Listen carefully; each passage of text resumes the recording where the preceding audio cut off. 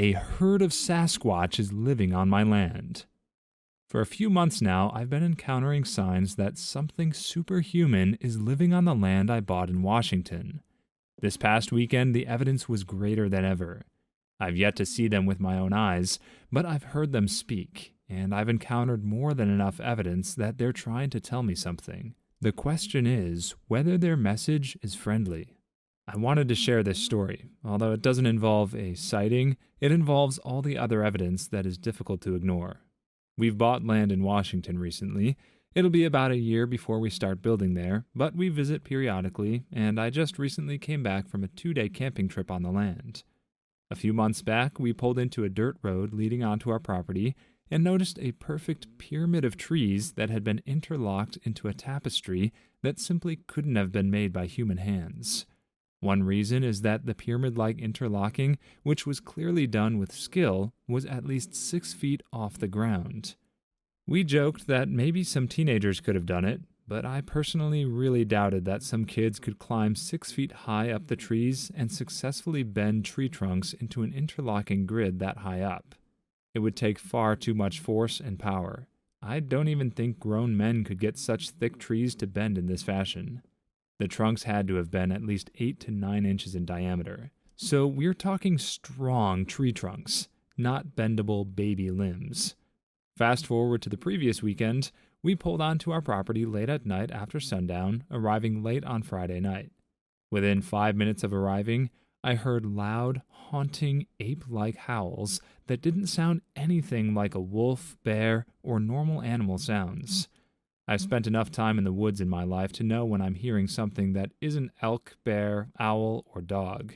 These howls were human-like, and it was clear that something enormous was sending a message out there. It did it 4 or 5 times, then it stopped. We slept the first night without issue, except for one thing. The very next morning, a tree had been bent like a perfect rainbow directly over the trail 10 feet away from our truck. It was going perfectly over the trail in an upside-down U-shape over the road. The second night was the night that was remarkable. Within 15 minutes of hitting the sack in our teardrop trailer, the windows were open and I was enjoying the forest breeze. I immediately heard footsteps, distinctly human bipedal footsteps, walking around the trailer. They moved with a pace that was distinctly 2-footed, and it was clearly large, much like a metronome beating. Leaves were all over the ground, which made it easier to hear the pacing footsteps. This went on for at least an hour. Then it stopped. I placed my hand in a cup-like position behind my ears to help increase my hearing abilities.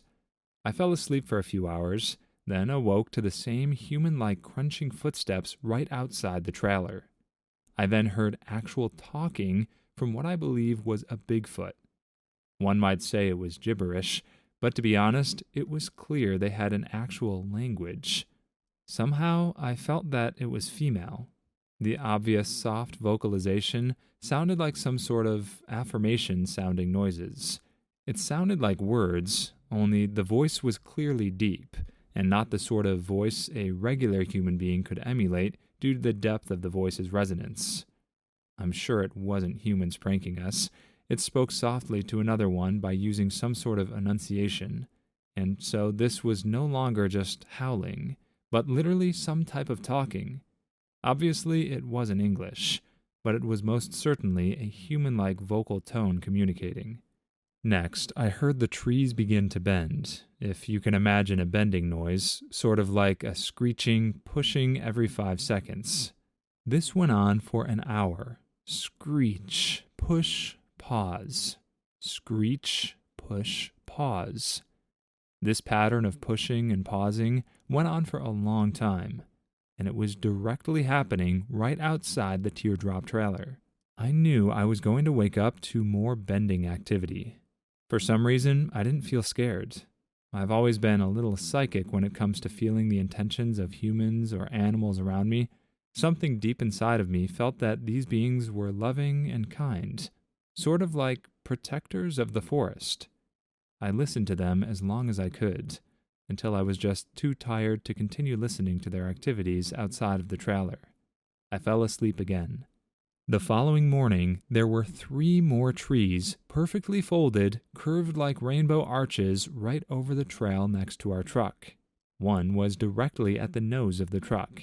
I've taken photographs. Somehow, I feel that they were saying, "Welcome." I think they know we purchased the land. Look, if they had wanted to hurt us, they could have.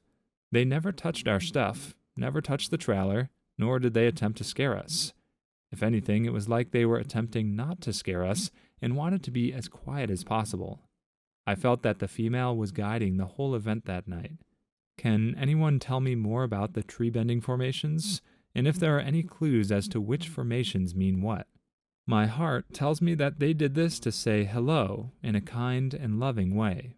It hasn't scared us, and we still plan on building there. I had an idea that if we go camping there again in the fall, I'm going to tie flowers around the trunks that they bend to let them know we accept you and honor you. I refuse to have bad feelings between the Bigfoot and us. I want us to cohabitate on the land peacefully. My first impression of these beings is that they're not out to hurt anyone, and that they might even be able to communicate with humans if we would treat them with respect and not try to hunt them down. Clearly, they're going to be more intelligent than regular large apes around the world. They're bipedal and obviously have above-average intelligence, judging by the fact I heard an actual language coming out of one. Not to sound narrow-minded, but I would actively seek the movie rights if this original poster wrote an update saying he tried the flower thing and found out it was actually a Bigfoot declaration of war. If something doesn't speak your language, don't assume it's going to know your intentions. Maybe they're bending the trees to show ownership over the forest. Maybe it's a show of strength or dominance.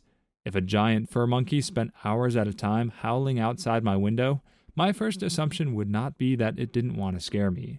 I certainly wouldn't jump to the conclusion that the creature understands the concept of real estate and approves of my purchase. I know it sounds like I'm making fun of this OP. I'm mostly just having trouble wrapping my head around the fact that you could listen to a Bigfoot talk for over an hour and not even look out the window. The comments are saying not to try and photograph the creatures because they might take that as a threat. Why do they know what cameras are? How much exposure to human culture do we assume these monsters have had? And am I just low-key jealous that this guy gets to hang out with Bigfoot and I don't? Yes I am. What are your thoughts on the subject? Do you believe there could be such a thing as Sasquatch? Do you believe these ones are friendly? Is this the beginning of a beautiful friendship or a Halloween horror story waiting to happen? Let us know your thoughts in the comments. If you made it this far in the video, consider liking and subscribing for more videos coming. A translucent being hunted me and my friend. I've been itching for years to get this off my chest to people who don't think I'm crazy, as it's rather maddening. This seems like a place with understanding people. Before I start, I don't believe in things like Bigfoot, werewolves, ghosts, supernatural, or paranormal stuff. But it doesn't mean I'm able to explain what happened this particular night. This was a long time ago. I was a teenager. My parents were not strict, so I had a lot of freedom. I had 2 friends, and they had their own friends as well. One of my friends' parents owned a huge part of the forest. We went deep into the woods with a bunch of supplies and started making our own treehouse and forts. This was a big part of my childhood, building stuff with my friends, and this place became our sanctuary for a long time. It was where we'd spend a lot of our time away from adults. This even happened years after we built the place initially, and also after we rebuilt it because it got destroyed one time. Me and my one friend spent the night at our sanctuary, which none of us had ever done before at that point. Until then, we'd only ever hung out there and then went home. On this night, we all planned to spend the night together because it would be fun. Most of our friends weren't allowed to spend the night there, though, because of their parents, and the other friend that was allowed chickened out because he was afraid. So it was just me and one other person, my close friend's cousin. We weren't close at the time, and we fought a lot. But surprisingly, we got along well that night. We spent most of the day swinging from trees, climbing them, and hanging out on this tire rope swing while talking. It was a normal day. Then we laid down for some rest at around 9 p.m. About 10 minutes after laying down for bed in our sleeping bags and talking to each other under our makeshift tents, we heard rustling. I sat up and saw a very tall silhouette of something that looked to be humanish. It was transparent. I could see right through it. I squinted and froze, and it very quickly climbed up this tall tree, disappearing as I looked at it. I was in complete shock and disbelief. I had no idea if I saw what I thought I just saw or if I hallucinated it. I wasn't scared in this moment, simply perplexed. Being young and worried, though, I said to my friend that we should leave. And not wanting the creature to hear me, I got close to his ear and just said, "There's something in the woods looking at us." After I said that, I saw his facial expression turn to fear. So we got up and started walking down the path out of the woods. We walked calmly. I didn't want to sprint because it might give chase, and I also wasn't sure I even saw anything. I just didn't want to take any chances. Very shortly after we started leaving, we both got this weird feeling of déjà vu and confusion, like we had been on hard substances or something. Except we don't do things like that, and we had only eaten food from home. There aren't even any hallucinogenic plants in our part of the country. Nothing. Everything was so slow, and I felt disoriented.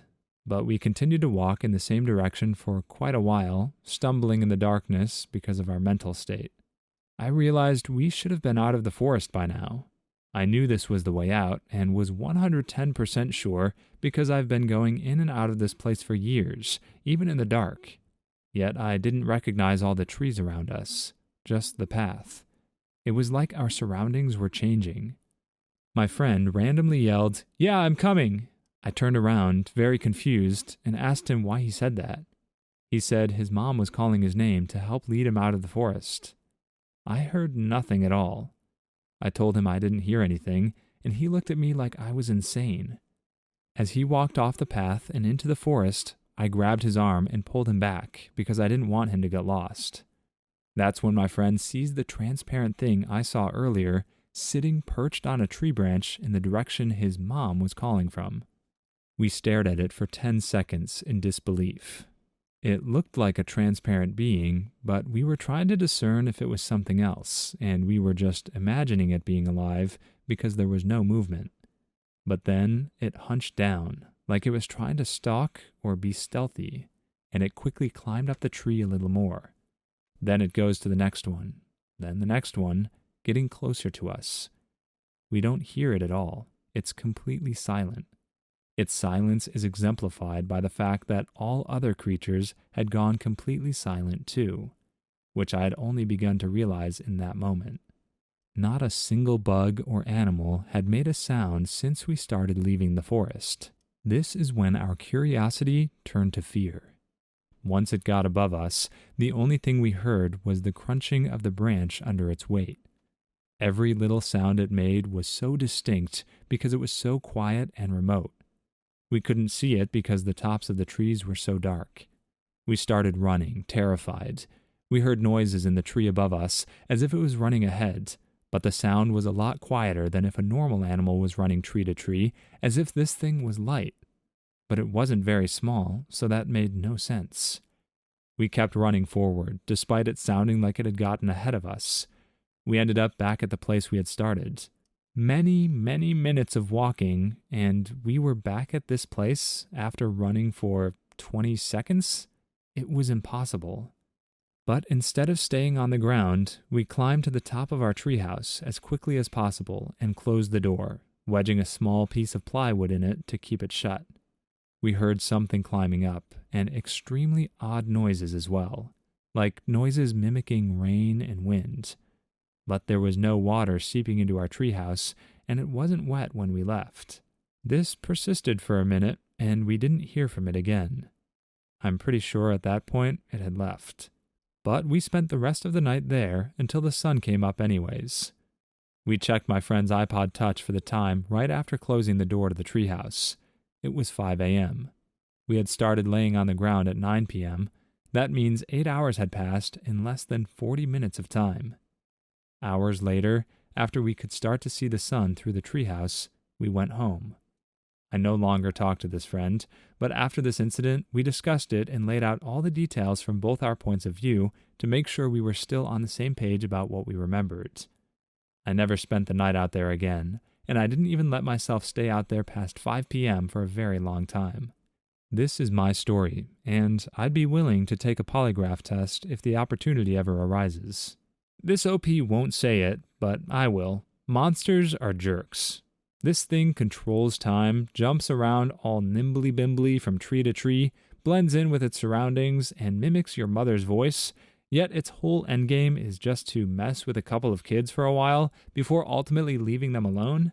This creature's not even really all that evil, it's just bored.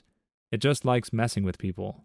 And it seems like half the aliens, dogmen, and other creatures cited in this subreddit pretty much follow the same playbook. They don't want to communicate anything. They just want to convince humans they're crazy, so they'll go on Reddit and tell stories for people to laugh at. And it says something when the commenters in an alien sighting subreddit are laughing at your story. There do seem to be a couple of random commenters who believe this, but even a lot of people who are absolutely certain aliens exist have trouble wrapping their head around this particular creature's motivations. It's hard not to feel bad for the kid, but at least he got to walk away with a cool story about that one time a monster he couldn't see did nothing in the woods for a few hours. Cursed deer takes its own life. I was hunting with my grandfather for my 19th birthday about a year ago, and we both watched a deer slam its head into a rock until its antlers and skull were shattered. Once its brains were everywhere, it tried to lick them up, and looked like it couldn't even use its jaw or tongue right. So it just stood upright like a freaking human and just walked into the river and perished. We left immediately, and my granddad was freaking terrified. I haven't been near woods since, and he moved to Florida with my grandmother for safety reasons. This is a short one, but a good one. It's creepy. It has a kind of funny ending where OP swears off forests forever, and it's completely unhinged without being entirely unbelievable. Can't think of a better story to end on for the day. Happy Spooktober, everybody. Please leave your stories in the comments. I'd love to make a video of them in the future. Also, don't forget to like and subscribe.